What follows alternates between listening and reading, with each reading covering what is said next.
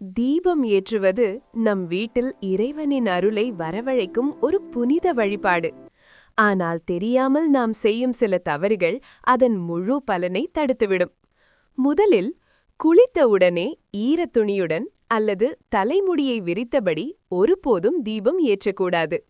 அடுத்து தீக்குச்சியைக் கொண்டு நேரடியாக காமாட்சி விளக்கு அல்லது குத்து விளக்கு ஏற்றக்கூடாது.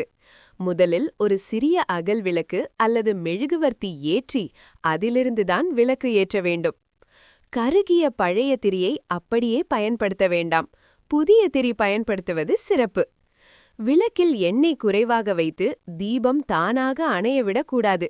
அது குளிரும் வரை கவனமாக இருக்க வேண்டும்.